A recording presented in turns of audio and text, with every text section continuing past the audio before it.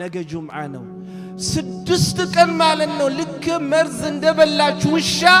ስንቅለበለብ ዱንያን ስናባርር ነው ምንውለው ይበቃል አንድ ቀን እስቲ ማለት ነው ከህይወታችን በጊዜ ወደ አላህ ቤት ገብተን ቁርአን ምንቀራበት አላህን ምንዘክርበት ወደ አላህ ምንቀርብበት ነገም ኢላንተ አድርግ ያለው ብለን ምንፋለምበትን ስራ እንስራ ወላሂ እሚገርመው አንዳንድ ሰው ኹጥባ ማለት ነው እየተደረገ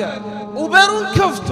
ሊፉን ከፍቶ ማለት ነው የጠራኝ እንደሆን ሌላ ቦታ ሰግዳለሁ በማለት ወላሂ ከጠራው ለመሄድ ዝግጁ የሚሆን ሰው አለ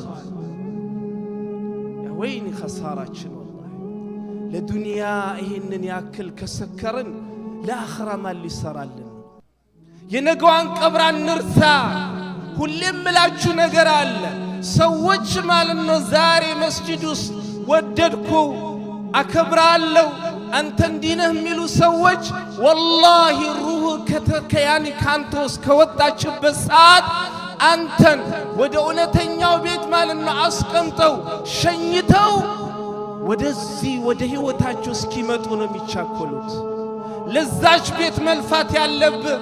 የጠበበች እንደሆነ እንዲሰፋል መልካም ያኖለች እንደሆነ መልካም እንድትሆንልህ እምታረገው ዛሬ ማለት ነው ለራስ መልፋት ስትችል